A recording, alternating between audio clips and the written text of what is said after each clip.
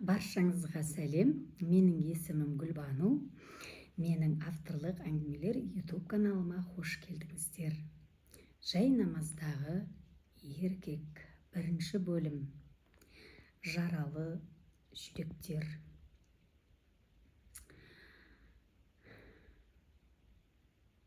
Айсана кішкентайынан өзгеше қыз еді.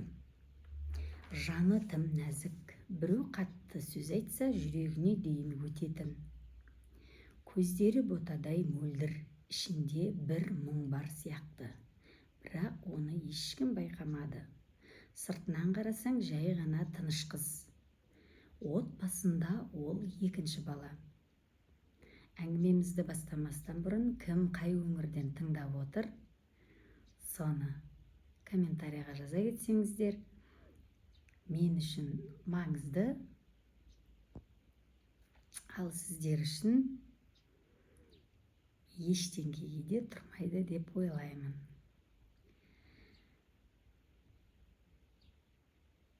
Алдында әпкесі бар, артында інісі мен кішкентай сіңілісі. Үй іші үлкен, бірақ әркімнің ішінде өз әлемі бар. Айсана сұлулығы анасына тартқан. Анасы Малика.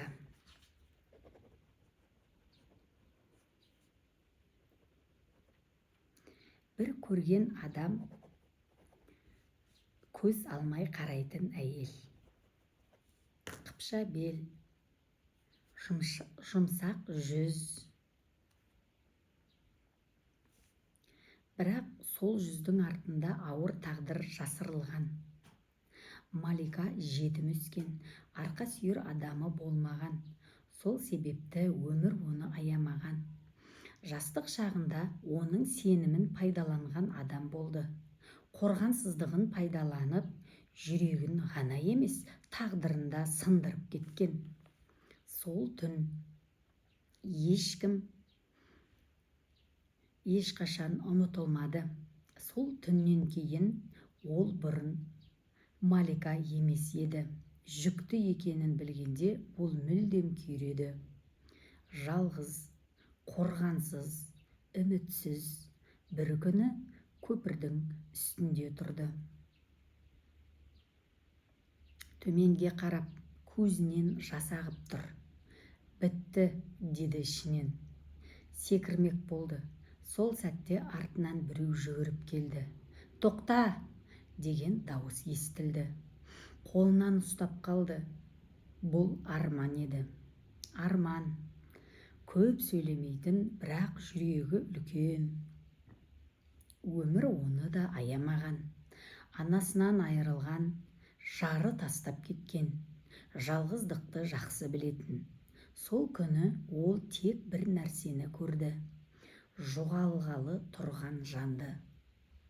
Малика бәрін айтты. Жылап, қалтырап, жасырмай. Арман үнсіз тыңдады. Сосын жай ғана. Сен жалғыз емессің.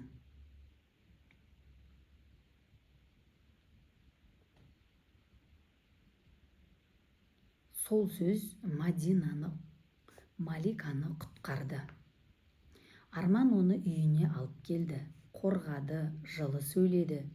Уақыт өте екі жаралы жүрек бір-біріне тірек болды. Олар отбасы құрды. Малика қыз босанды. Арман оны өз баласындай емес, одан да артық жақсы көрді. Кейін Алла оларға тағы да екі перзент сыйлады. Солардың бірі Айсана еді. Үйде күлкі болды. Жылу болды, шынайы бақыт. Малика алғаш рет өзін қауіпсіз сезінді. Арман алғаш рет қайта тірілгендей болды. Бірақ бақыт ұзақ тұрмады. Бір күні қаралы хабар келді. Арман жұмыста биіктіктен құлап кеткен, бетонға басы тиіп. Сол жерде жан тапсырған. Сол күн бәрін өзгертті. Үйде үнсіздік орнады, күлкі жоғалды. Малика қайтадан сынып қалды. Балалар жетімсіреп қалды. Ал Айсана сол күннен кейін мүлде өзгерді. Бұрынғыдай күлімсірейтін қыз жоқ. Орнына ішіне бәрін жасыратын қыз келді. Түнде жастығын құшақтап жылайды. Бірақ ешкімге білдірмейді. Ол әкесін қатты жақсы көретін. Өте қатты. Сол себепті ішінен бір шешім қабылдады. Мен әкем сияқты ер адамға ғана тұрмысқа шығамын. Бірақ өмір әрқашан жүрек қалағандай болмайды. Сол кезде Айсана әлі білмейтін, оның өміріне бір ер адам кіретін, және ол ер адам намаз оқитын. Бірақ жүрегі қаншалықты таза екенін уақыт көрсететін. Көзге түскен жан. Уақыт өте берді. Айсана мектепті аяқтап, үлкен өмірге қадам басатын шаққа жетті. Арманы дәрігер болу, адамдарға көмектесу, бірақ тағдыр тағы да сынады. Емтиханнан балы жетпей қалды. Үйге келгенде ештеңе айтпады. Тек бөлмесіне кіріп кетті. Ішінде бір ғана ой: мен тағы да жетпедім. Анасы артынан кірді, жай ғана жанына отырды. Қызым, деді ақырын, өмір бір емтиханмен бітпейді. Айсана үндемеді, көзінен жас ақты. Келер жылы тағы тапсырасың, деді анасы. Сол сөз оны ұстап қалды. Сол күннен кейін Айсана өзгерді. Көп сөйлемейді, көп күлімдемейді, көп сыртқа шықпайды. Бірақ оны сыртынан бақылап жүрген біреу бар еді.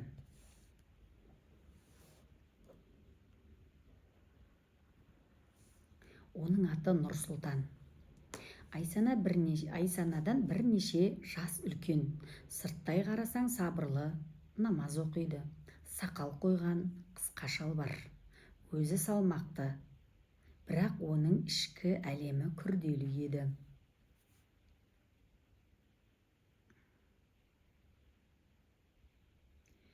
Балалық шағы жеңіл болмаған. Әкесі ішімдікке салынған. Үйде ұрыс, айқай, анасының көз жасы, бәрін көріп өсті. Сол себепті ішінде ашу жиналды.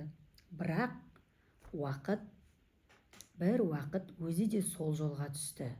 Бұзақылық, қате орта, ішімдікке де жақындады. Бірақ анасы тоқтатты. Егер тоқтамасаң, мен бұл өмірден кетемін, деді. Сол сөз оны өзгертіп жіберді. Намазға келді. Алғашында амалсыз, кейін жүрегі біртіндеп тыныштала бастады. Бірақ ішіндегі қараңғылық толық кетпеген еді. Бір күні ол Айсананы көрді. Жай ғана көшеде. Айсана басын төмен салып, жай жүріп келе жатқан. Ешкімге қарамайды, ешкімге ұқсамайды. Сол сәтте Нұрсұлтанның жүрегі бір түрлі соқты. Алғаш рет бір қызға қарап, ішіндегі қаттылық жұмсарғанын сезді. Сол күннен бастап ол Айсананы іздей бастады. Айсана үйден сирек шығатын, тек кейде дүкенге барады. Сол сәттерді күтті, көрді, бірақ жақындай алмады. Бір күні ақыры батылдық жинады. Айсана дүкеннен шығып келе жатқан. Сәлем, деді. Айсана тоқтап қалды. Жүрегі дүрсілдеп кетті, бірақ қашпады. Сәлем, деді ақырын. Солай бәрі басталды. Нұрсұлтан сөйлегенде аузынан Алла қаласа деген сөзі түспеді. Сабырлы, жылы, байсалды. Айсана оны байқамай тыңдай бергісі келді. Бірақ ол өзін ұстайды. Шектен шықпайды. Кешке кездесуге шақырды. Жоқ, деді Айсана. Бірден. Бірақ сол түнде ол ұйықтай алмады. Неге мен оны ойлай берем? Сол сәттен бастап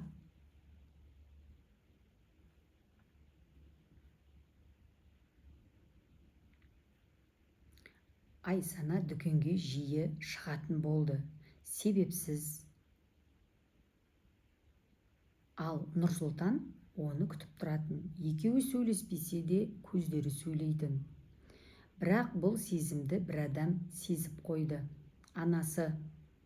Ол жігітпен жүрме деді бір күні. Айсана селт етті. Неге? Мен ол отбасыны білемін деді анасы ауыр күрсініп. Саған жақсылық әкелмейді. Сол сөз Айсананың жүрегіне тиді. Бірақ кешеді. Өйткені оның жүрегі әлде қашан таңдау жасап қойған еді. Тыйым және сезім. Кеш. Күн батып бара жатыр. Айсана терезенің жанында тұр, көшеге қарап. Бірақ ештеңе көрмей тұр. Ойы басқа жерде. Барсам ба? Жоқ, бармауым керек. Телефонына қарады. Хабарлама. Бүгін сенімен жай ғана сөйлессем бола ма? Жүрегі дүрсілдеп кетті. Анасының сөзі есіне түсті. Ол жігіт саған жақсылық әкелмейді. Бірақ жүрек басқа нәрсе айтып тұр. Айсана көзін жұмды. Терең демалды. Сосын шешім қабылдады. Үнсіз ғана киінді. Есікті жай ашты. Анасы байқамасын деп. Ақыры шықты. Сыртта салқын ауа. Кештің тыныштығы. Ол күтіп тұр. Нұрсұлтан. Айсананы көргенде жай ғана күлімсіреді. Бірақ көзінде қуаныш, шынайы. Келгеніңе рахмет, деді. Айсана үндемеді. Тек басын изеді. Бірнеше секунд үнсіз тұрды. Екеуі де не айтарын білмей. Сосын Нұрсұлтан бастады. Мен сені алғаш көрген күннен бастап ұмыта алмадым. Айсананың жүрегі тоқтап қалғандай болды. Сен басқалар сияқты емессің, деді ол. Қалай? Деді Айсана ақырын. Сенде тыныштық бар. Сол сөз оның жүрегіне жетті. Бірақ бір сәтте Айсана басқа нәрсені байқады. Нұрсұлтан сөйлеп тұр, бірақ кей сөздері қаттырақ шығады. Кейде көзінде бір өткірлік бар, бір түрлі. Ішінде басылмаған нәрсе бар сияқты. Сен намаз оқисың ба? Деді Айсана кенет. Нұрсұлтан бір сәт тоқтап қалды. Сосын, иә, деді. Біраз болды ма? Деді қыз. Ол күліп жіберді. Әр қашан тырысам, деді. Бұл жауап Айсананың ішінде күдік салды. Бірақ жүрегі оны ақтап тұр. Олар біраз жүрді, сөйлесті, күлді. Айсана алғаш рет ұзақ уақыттан кейін өзін жеңіл сезінді. Бірақ уақыт өтіп кеткен. Үйге келгенде есіктің алдында анасы тұр еді. Қайда болдың? Деді. Дауысы тыныш. Бірақ ішінде ашу бар еді.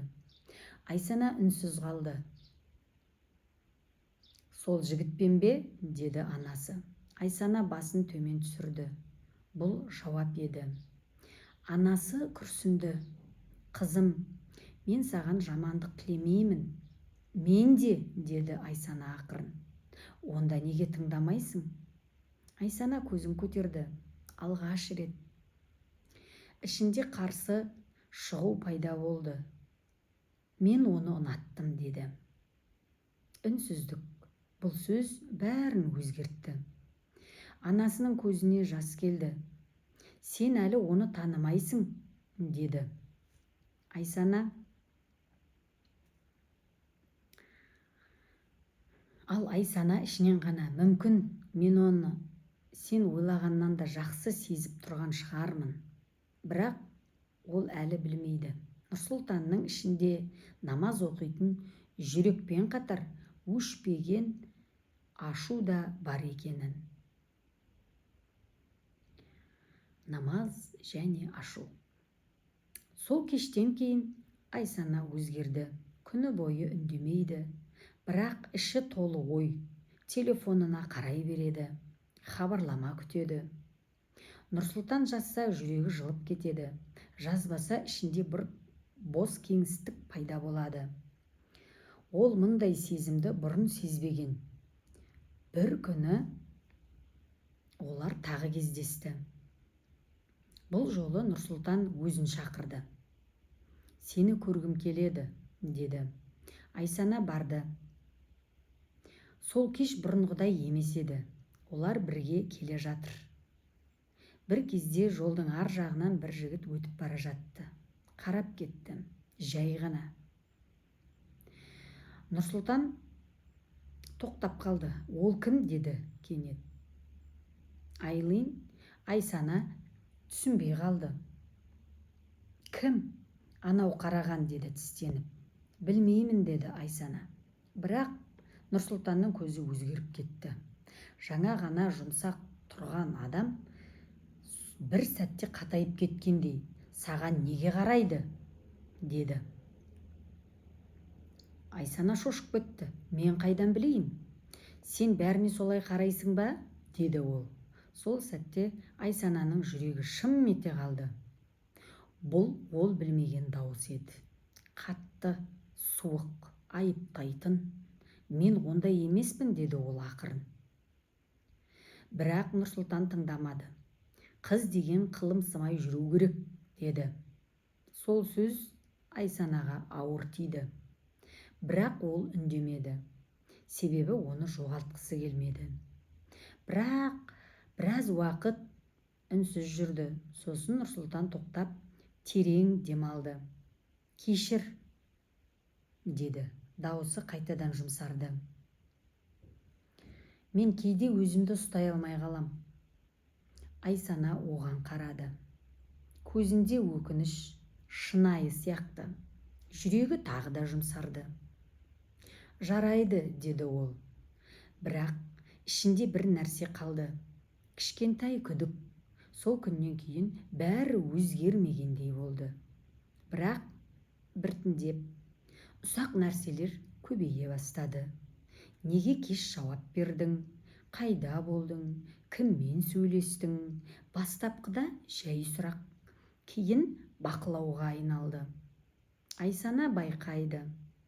Бірақ мойындағысы келмейді. Ол мені жақсы көрген соң ғой.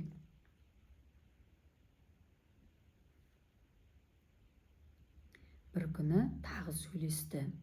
Ол тағы қатты сөйлесті. Себепсіз тағы кешірім сұрады. Айсана іштей шаршай бастады. Бірақ жүрегі әлі де соған тартады. Себебі ол намаз оқиды. Алла деп сөйлейді. Бұндай адам жаман болмайды, деп өзін жұбатты. Бірақ шындық басқа еді. Намаз әр қашан мінезді өзгерте бермейді. Егер жүректегі жара жазылмаса, Айсана оны әлі түсінбеген еді. Қорқыныш басталған сәт. Күндердің бір күні бәрі әдеттегідей басталды. Айсана үйде отырған, телефон қолында. Нұрсұлтан жазды. Қайдасың? Үйдемін, деп жауап берді. Бірнеше уақыт өтті. Минут. Тағы да хабарлама. Не істеп отырсың? Ештеңе, жай отырмын. Бірақ бір сәтте бәрі өзгерді. Неге бірден жауап бермейсің? Деп жазды ол. Айсана таң қалды. Жаңа ғана жаздым ғой. Сен өзгеріп барасың, деді ол. Сол сөз жүрегіне тиді. Қалай өзгердім, деді абдырап. Жауап бірден келді. Бұрын мұндай емес едің. Айсана не айтарын білмеді. Бір кезде телефон шылдады. Нұрсұлтан қоңырау шалып тұр, көтерді. Сен мені сыйламайсың ба? Деді бірден. Дауысы қатты, ашулы. Айсана шошып кетті. Неге олай дейсің? Мен жазсам күткізіп қоясың. Мен тек деп бастады. Жетеді, деді ол. Сол сәтте Айсананың жүрегі қатты соқты. Бұл бұрынғы жұмсақ адам емес еді. Сен кіммен сөйлесіп отырсың? Деді ол. Ешкіммен, деді Айсана. Өтірік айтпа, деді қатты. Айсананың қолы дірілдеп кетті. Көзінен жас шыға бастады. Мен саған ештеңе істеген жоқпын, деді ақырын. Бірақ ол тыңдамады. Қыз деген өзін дұрыс ұстау керек, деді. Сол сөз жанын ауыртты. Мен дұрыс емеспін бе? Деді іштен. Сол сәтте